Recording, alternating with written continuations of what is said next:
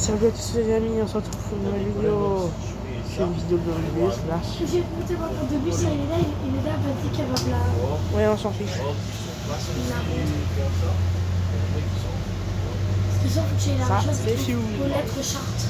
Aujourd'hui, je vais transformer la France en régime communiste pour voir si c'est mieux qu'aujourd'hui. Pour ça, j'utilise Pax Historia, qui est un jeu où chaque pays décide ce qui se passe grâce à de l'intelligence artificielle. Déclare la République française communiste. Ouais. Ça y est, j'ai aussi demandé à l'IA un score sur plusieurs métriques comme l'économie, la diplomatie, l'influence dans le monde Ouais, ça et va le bien, bonheur de la c'est population, et on va voir comment il évolue chaque année. J'ai juste une règle, la France doit être communiste. Déjà, premièrement, la couleur de la France devient rouge. Je sais pas si c'est une volonté de l'IA, mais au moins c'est cohérent. À la suite d'un mouvement insurrectionnel massif, la République communiste de France est officiellement proclamée à Paris. Ce changement radical de régime suspend la 5ème République, instaurant un État socialiste centralisé qui promet une redistribution totale des richesses. C'est notre projet. Le premier truc qui a été fait visiblement, c'est la nationalisation des acteurs de l'énergie. Total Energy et EDF, ça y est, maintenant ça appartient à l'État. Il y a aussi eu visiblement une restructuration idéologique des états-majors français, c'est-à-dire que les officiers qui peuvent se montrer un petit peu hostiles à cette idée que la France devienne communiste, eh ben ils ont été dégagés. Bon, c'est bien beau tout ça, mais qu'est-ce que ça donne sur l'économie? L'économie française termine l'année dans une phase de transition brutale. Si la croissance du PIB a chuté suite à la fuite des capitaux, le gouvernement revendique une réduction historique des inégalités de revenus au sein de la population française. C'est-à-dire que la France est devenue un peu moins riche, mais beaucoup moins inégalitaire. Alors, on a perdu 4,2% du PIB. Par comparaison, l'année du Covid, on était à moins 7,4%.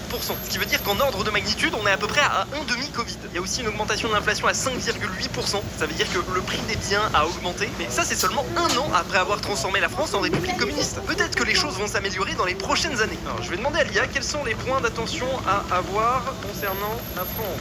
Citoyens dirigeants, la révolution est en marche. Non, ça c'est pas le bon candidat, ça. Visiblement, on a un petit problème d'isolement diplomatique. C'est-à-dire que les pays autour de nous, notamment l'OTAN, voient pas ça d'un très bon œil. Hémorragie économique. La fuite des capitaux menace la stabilité. La nationalisation de Total Energy et d'EDF doit servir de levier pour exporter vers de nouveaux marchés idéologiques.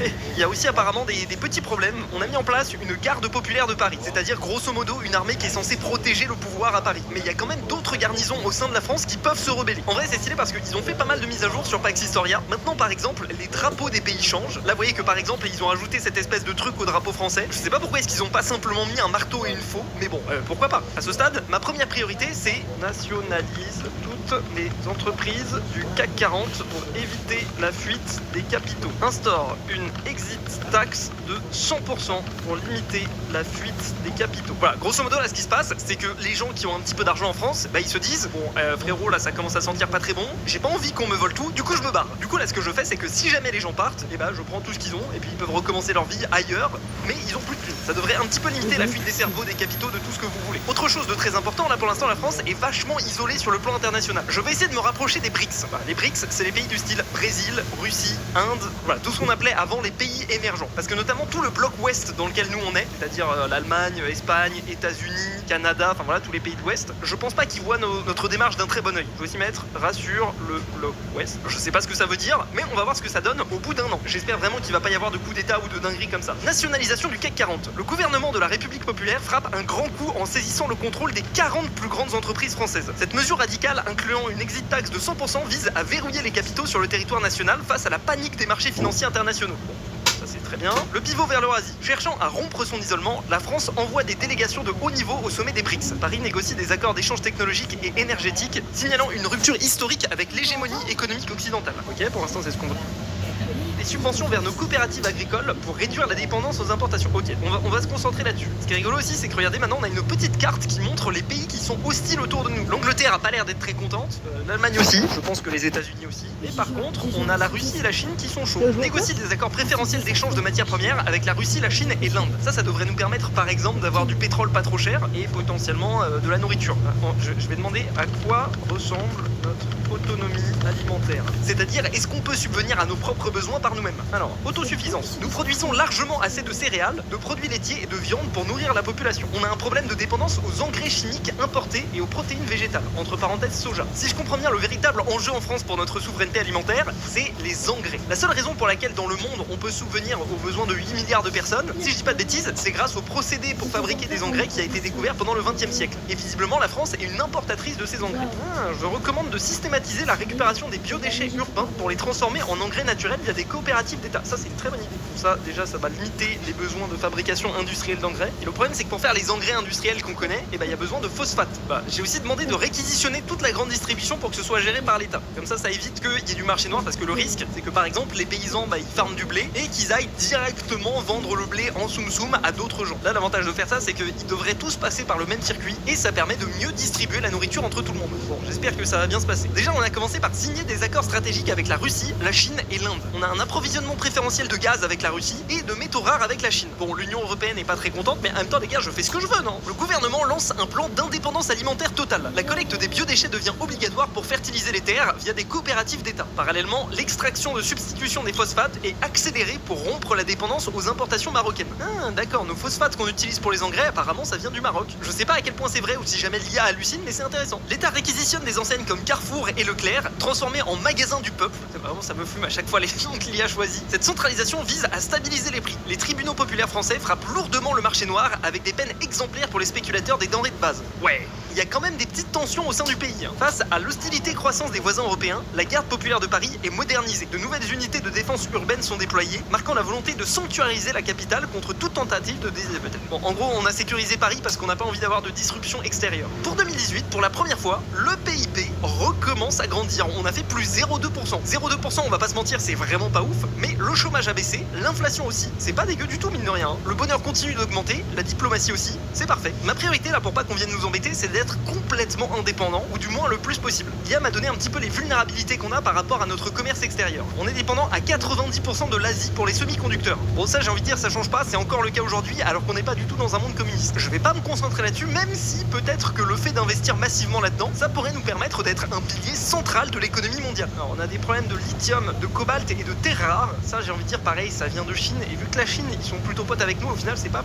plus mal. Bon, je viens d'avoir une idée, je sais pas du tout si c'est pertinent. Mais si jamais vous avez suivi vos cours de géographie, vous connaissez le concept de la ZEE, zone économique exclusive. En gros, c'est un territoire autour de chaque pays pour lequel le pays en question peut exploiter des ressources. Et le fait est que le pays avec la plus grande zone économique exclusive, c'est les États-Unis, mais le deuxième, c'est la France. Et oui, cocorico, on a eu la bonne idée de coloniser la moitié du monde, ce qui fait qu'on a un territoire marin qui est gigantesque. Ce serait dommage de pas l'exploiter. En utilisant les laboratoires de l'ex-Total Energy, nous pouvons transformer les algues en kérosène pour notre aviation. Voilà, donc en gros, on va cultiver des algues dans l'eau, on va récupérer ces algues et on va en faire du biocarburant. Alors, on a aussi un problème de métaux rares, par exemple le lithium, le cobalt, etc. Mais il faut savoir que dans l'eau de mer, il y a des toutes petites particules avec ces métaux rares. Voilà, par exemple, d'après les estimations des scientifiques, il y aurait 5000 fois plus de lithium dans les océans ou dans les sols. Bon, c'est basé sur Biheng, donc je sais pas trop du tout si la source est fiable, mais ça vaut le coup d'essayer. L'IA nous conseille de protéger les chantiers qu'on s'apprête à faire par notre marine. Peut-être que l'OTAN va vouloir nous embêter, donc on va éviter ça, et on va voir si notre stratégie est suffisante. Dans tous les cas, évidemment, ça va être quelque chose qui va mettre des années à se faire, mais regardez, on a un nouveau bâtiment qui a été posé juste à côté de Paris, c'est le siège de l'ONRM, l'Office National des Ressources Marines. Doté d'un budget colossal, cet organisme d'État a pour mission de piloter l'exploitation industrielle des fonds marins. En mobilisant les infrastructures de l'ex-Total Energy, la République populaire réussit ses premiers essais de kérosène algal, c'est-à-dire du kérosène à partir d'algues. En vrai, c'est stylé, hein. Bon, la marine commence aussi à s'activer, notamment dans l'océan Atlantique, pour pas qu'on vienne trop nous embêter. L'extraction des premiers métaux rares marins, juré, c'est allé super vite. Les premières tonnes de métaux rares sont extraites du plateau continental français. Ce succès industriel renforce la position de la France au sein des BRICS. Yes. Ce qui est quand même assez fou, c'est qu'on a réussi à faire baisser l'inflation, on a réussi à avoir plus 1,4% de croissance du PIB. Par comparaison, la croissance française en 2022, elle était de 1,2%. Bon, après, d'un autre côté, les années précédentes, on a perdu genre 10%, donc c'est normal qu'on ait un petit rebond quand même. Bon, en termes d'économie, c'est pas trop dégueu, diplomatie, c'est pas trop dégueu, le bonheur de la population est bien remonté. Non, c'est bien, hein, franchement. Bon, on va continuer dans notre souveraineté industrielle, et notamment, il me conseille de prendre Stellantis et Renault, c'est-à-dire Citroën, Peugeot, Renault, etc., toutes les marques de voitures françaises, et de réorienter leur production vers la défense et le transport public électrique. Bon, écoutez, la transition écologique, pourquoi pas. Il me conseille aussi de lancer le programme Alg Energy pour nos biocarburants et d'entamer l'extraction minière sous-marine dans nos territoires d'outre-mer. Bon, je crois on vient de commencer pourtant. Bizarre. Et il me conseille aussi de créer un pôle public de microélectronique, c'est-à-dire pour qu'on puisse faire nos propres puces et qu'on ne soit plus dépendant de la Chine ou de Taïwan. Un autre truc que j'aimerais bien faire, c'est un petit peu apaiser les tensions avec les pays qui nous entourent. Comment apaiser les tensions avec l'OTAN. Parce que ouais, là en fait à ce stade, mon plus gros risque c'est pas la population intérieure. Je vous rappelle qu'on a un taux de bonheur de 70%, ce qui est assez énorme. C'est surtout les autres pays qui risquent de nous embêter un petit peu. Je pense qu'ils ont pas tant peur du fait qu'on soit communiste, mais ils ont plus peur qu'on commence à les attaquer, à foutre le bordel, etc. Relance des dialogues coopératifs avec l'OTAN. Ok, donc on va relancer les dialogues. On va aussi inviter les experts de l'AIEA. Si je dis pas de bêtises, c'est l'agence qui est censée éviter la prolifération des armes nucléaires. On va les inviter sur notre territoire pour qu'ils vérifient qu'on fasse pas n'importe quoi avec ça. Et on va assurer à Bruxelles que la garde populaire n'a aucune visée expansionniste. C'est-à-dire qu'on va pas s'amuser à commencer à coloniser des territoires partout. Je sais que dans ce genre de concept, c'est tout le temps ce que je fais, mais pour une fois, non. Allez, c'est parti, on va voir ce qui se passe dans un an. Sachant qu'en plus, là, on est en 2020, ce qui veut dire que normalement, on est censé avoir le Covid. En fusionnant les actifs de ST Microelectronics. ST Microelectronics, c'est une entreprise française qui fabrique des puces électroniques. Si je dis pas de bêtises, on n'est pas du tout au niveau des Américains et des Taïwanais, mais c'est déjà un point de départ. Les usines de Renault et de Stellantis sont officiellement placées sous tutelle de l'État pour une production de guerre. C'est pas exactement ce que j'ai demandé, hein. C'était plus pour de la défense, mais bon, pourquoi pas. Pour réduire un petit peu les tensions, il y a les membres de l'AIEA qui sont venus voir nos réserves nucléaires. Paris garantit que son arsenal demeure strictement défensif, tout en maintenant sa sortie du commandement intégré de l'OTAN. En parallèle, on accélère notre extraction minière en Outre-mer, notamment au niveau de la Nouvelle-Calédonie. Ce programme vise à extraire le cobalt et le nickel nécessaires aux batteries du nouveau pôle microélectronique. Bon, on finit quand même l'année avec une croissance de 2%, une inflation stabilisée de 3,2%. C'est pas encore parfait. Si je dis pas de bêtises, la Banque Centrale Européenne vise un taux d'inflation de 2%. Pourquoi? Parce qu'en fait, si jamais il n'y a pas d'inflation, les gens gardent leur argent et du coup, ça détruit l'économie, tout ça. Bref, mais non, c'est pas dégueu, hein. Bon, on va continuer un petit peu dans la direction qu'on a, c'est-à-dire l'extraction en Nouvelle-Calédonie doit passer à l'échelle industrielle. Ok, pourquoi pas. Le grand bond numérique. En vrai, vraiment, les noms me fument. Vraiment, l'IA, elle est inspirée, hein. Je crois que c'est une référence au grand bond en avant, qui est le nom donné à une politique économique lancée par Mao Zedong. C'était en Chine, et je crois que ça s'est pas très bien passé. Mais bon, là, c'est un grand bond numérique, c'est pas exactement la même chose. Il faut désormais lancer un programme de cybersouveraineté, nationaliser les infrastructures de données et remplacer les logiciels étrangers par des architectures nationales. En vrai, pourquoi pas, hein. Tu sais que je me suis toujours demandé pourquoi est-ce que quand on est petit à l'école... Petite pause dans la vidéo, je sais pas ce qui s'est passé avec la vidéo là, mais petite pause. Donc voilà. Petite pause dans la vidéo. Et juste, les amis, n'hésitez pas à vous abonner, à liker la vidéo et à partager. C'est très important.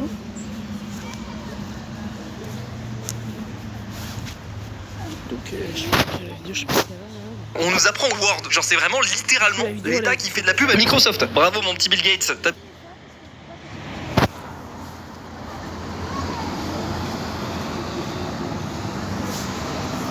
Voilà, je vais refaire. Parce que je sais pas ce qu'elle a eu la vidéo là.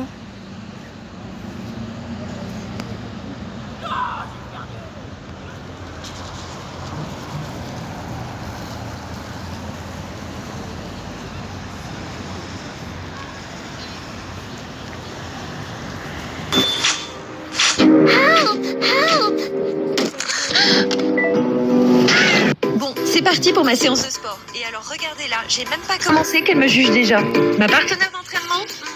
Mon petit Bill Gates, t'as bien géré. Proposer un espace commun de défense avec nos partenaires. Nous devons du coup ça détruit l'économie, tout ça.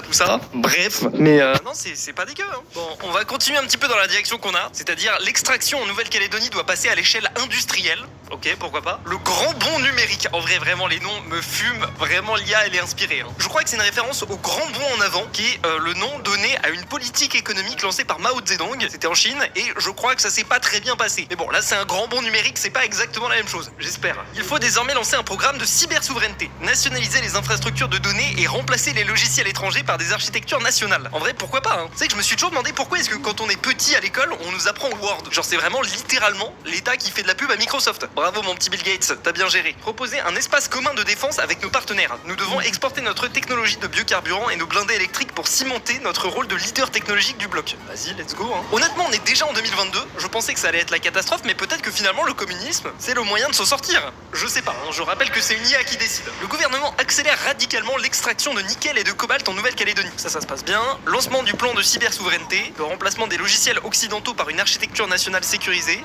pourquoi pas. Création de l'espace commun de... En fait, oui, il fait exactement tout ce que je dis, non? La mise en service du réseau rouge, le nouvel intranet souverain français. Ah oui, non mais là ils partent loin en fait. Mais les gens, mais non, là par contre là je suis contre là. C'est-à-dire qu'ils commencent à retirer internet et ils remplacent ça par l'internet français. Cette muraille numérique marque l'aboutissement du programme de cybersouveraineté isolant définitivement les systèmes critiques des réseaux de l'OTAN. Bon, si c'est juste les réseaux critiques, genre les trucs militaires, etc., pourquoi pas? Bon, on est presque à 3% de croissance, c'est assez énorme. Bon, après, encore une fois, on a du rattrapage à faire, c'est-à-dire que là, on est à peu près au même niveau de PIB que là où on en était en 2016, donc c'est pas incroyable. Et là, on est en fin 2021, on est à 2469 milliards de PIB. Aujourd'hui, on est à 3,16. Ah oui, donc on a vraiment pris un sacré retard. Hein. Je pense que c'est les données du jeu qui... Ah si, non, en vrai. Si, on a commencé à 2,4. En fait, on a eu une grosse stagnation pendant 6 ans. Par contre, la citation, vraiment, elle m'éclate de rire. Notre souveraineté ne se négocie pas. Elle se construit dans nos mines et dans nos codes informatiques. Signé Jean-Luc Mélenchon.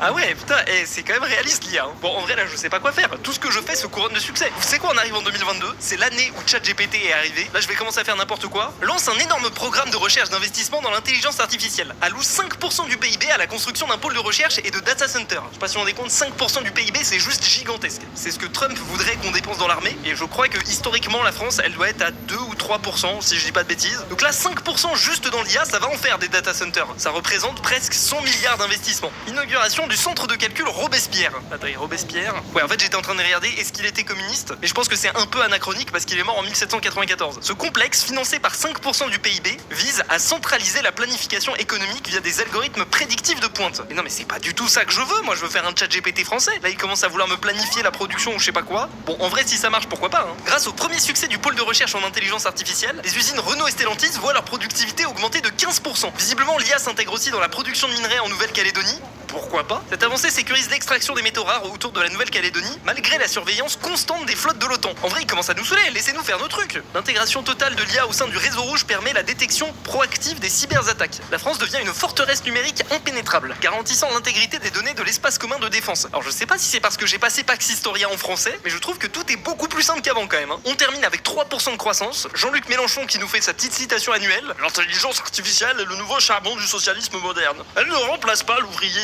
elle démultiplie sa force. Est-ce que j'imite bien? Désolé Jean-Luc, désolé. J'ai laissé passer 1 an supplémentaire et visiblement il y a une nouvelle escarde de drones autonomes qui permettent de miner les minerais en Nouvelle-Calédonie automatiquement. C'est un petit peu comme les tortues de Computercraft pour ceux qui connaissent. Oui bon écoutez, je fais du Minecraft à la base. Sommet technologique du bloc de l'Est à Paris. C'est rigolo parce qu'en fait tous les trucs se passent à Paris, hein, j'ai l'impression. Pour accueillir les représentants de la Russie et de la Chine pour coordonner l'espace commun de défense, la France a signé des contrats d'exportation pour ses blindés électriques, affirmant son rôle de pilier industriel et technologique au sein de l'Alliance. Ça c'est plutôt positif. Bah, franchement là je pense que là l'économie...